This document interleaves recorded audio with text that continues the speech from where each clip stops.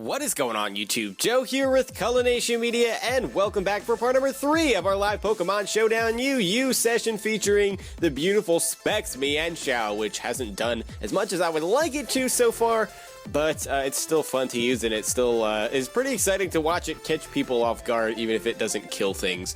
So, yeah. Anyway, as we're getting started today, if you haven't done so already, if you would like to show your support, feel free to do so by clicking that like button below this video, or you can leave a comment down below if you have any thoughts or suggestions that you would like to share, of course. All of those things are appreciated. And hopefully Showdown will find us a battle sometime soon, otherwise I'm going to have to cut this. And I don't want to do that.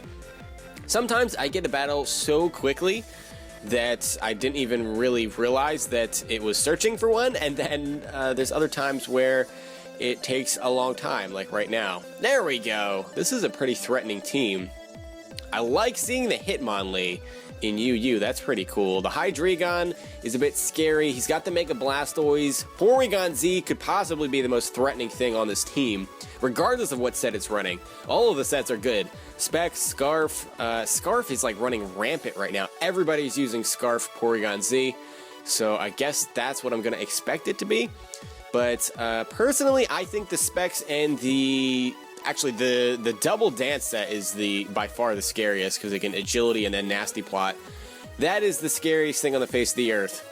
And he's gonna lead with it, which this thing is scarfed, it does outspeed us. So that's a problem. Even if it's modest scarf, it still outspeeds. Do I really want to risk that? I don't think I do. I'm gonna switch. And he does go for the try attack. That does 45%. We notice he doesn't have download, so he's adaptability. That does so much damage. I mean, and I'm Assault Vest. I still don't know, though, if that's Specs. I feel like it is. And we do get burned, as Knockoff is now going to not do as much, and it was Scarfed. But knocking that item off is perfect, because now we can kill it with Braviary. That's all we really needed of Electros. And actually, it is base 90 speed, so Mienshao might just be able to come in and kill it. Although he does have that Trevenant, which kind of scares me. I don't really want to be locked into R-Sphere. So we can just go in with a Brave Bird here. He has to know that I'm Scarf now, but we'll see if he leaves it in. And he does just leave it in, and it is dead. So that is fantastic.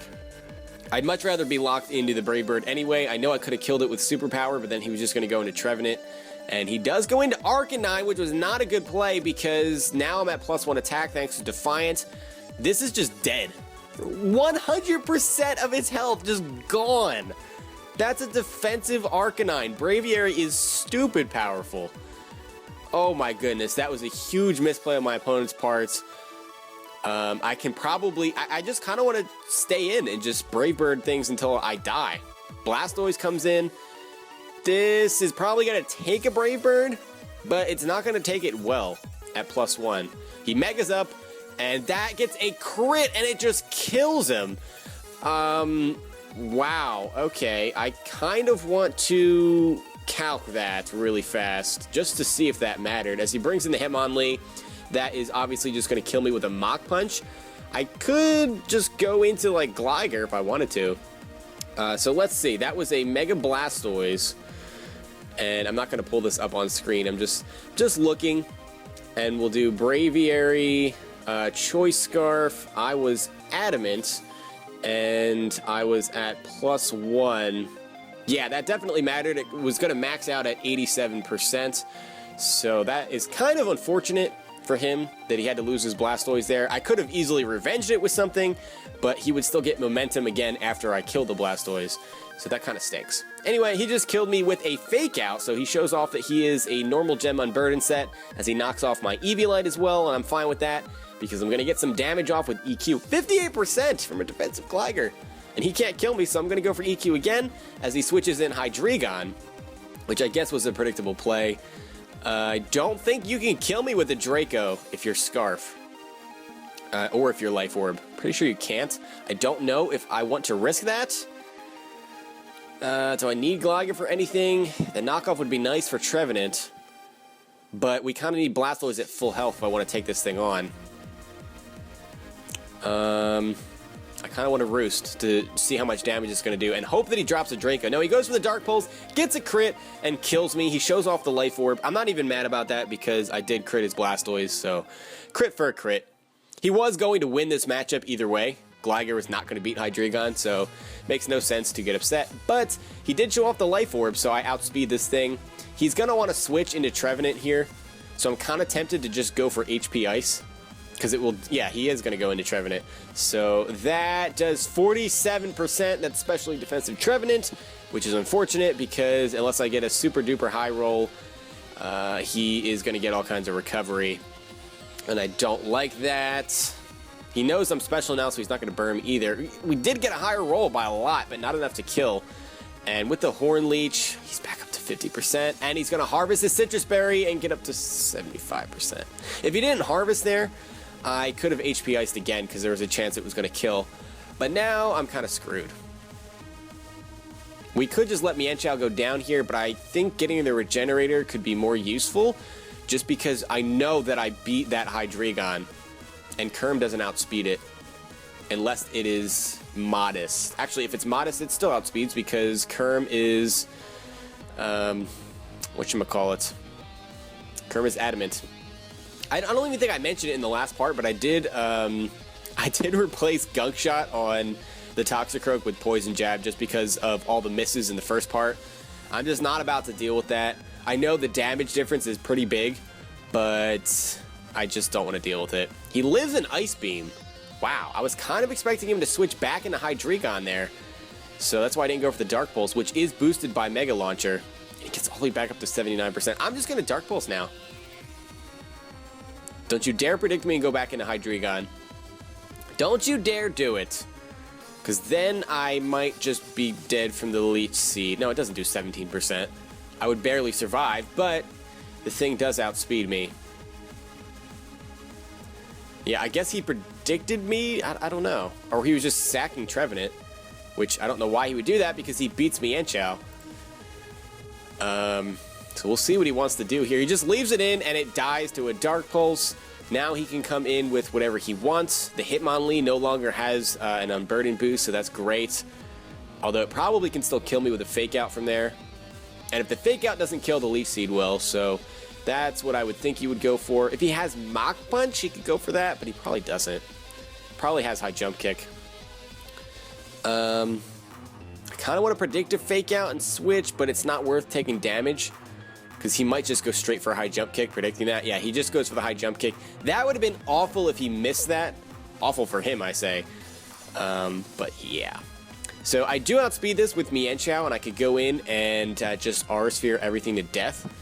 I could also go into Kerm because Sucker Punch actually, I believe, kills this Hitmonlee from there, which is really sad. And actually, this has pretty decent special defense, so I don't know if it'll kill. And I kind of need this. Maybe that was a bad play. I'm going to U-turn. I'm going to U-turn because he cannot kill me unless he has EQ. So, yeah, he goes for the High Jump Kick and misses. That was not going to kill in any universe, so that did not matter. It is unfortunate because it's a 90% accuracy move, so I feel your pain there.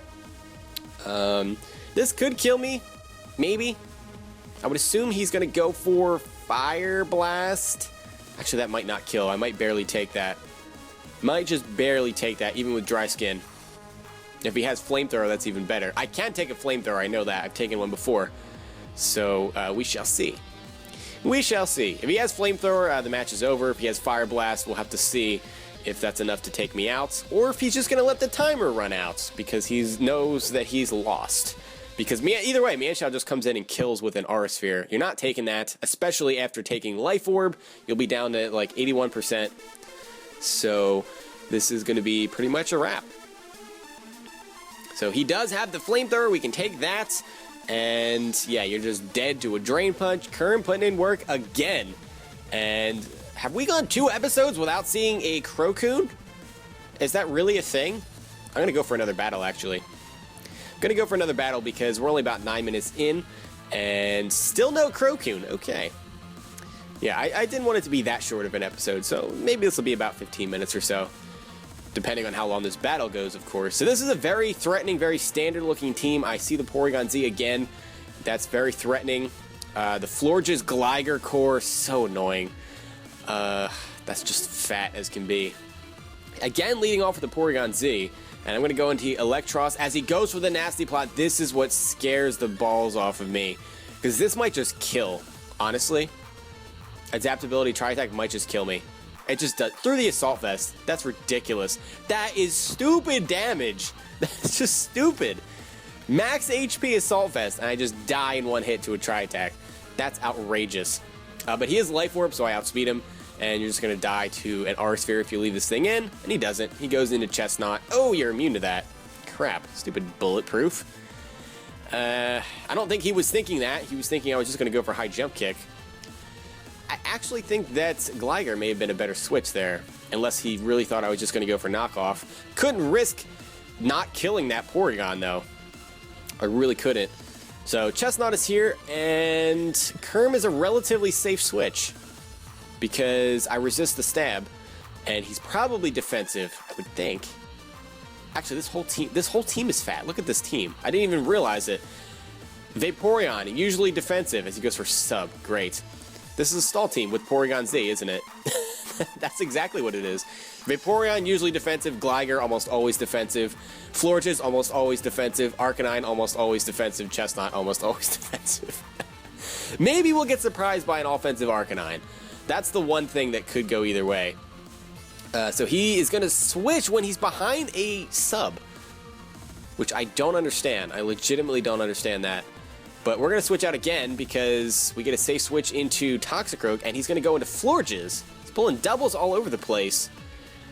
Okay, I mean, you're still in a bad spot here. Poison Jab is going to just kill this thing if you leave it in. Gligar, I guess, would come in here.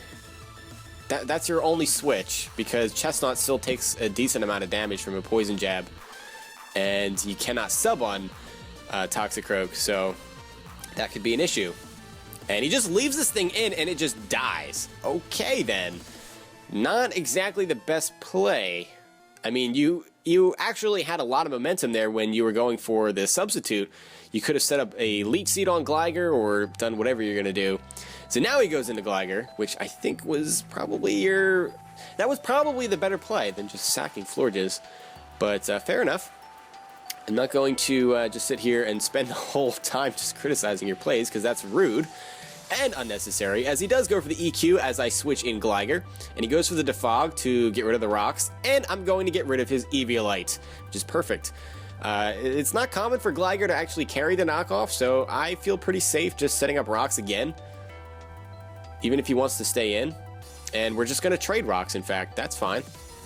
I don't have the Defog on this thing, but I can go into Blastoise, because Blastoise actually does a number to his team as he pulls another double into Vaporeon. I can Rapid Spin on this, though, so that doesn't worry me. I can't really touch it as far as Dark Pulses are concerned. It's not going to do much, even if it's physically defensive, but I can get rid of those rocks as he goes for the Skull. Don't burn, don't burn. Thank you.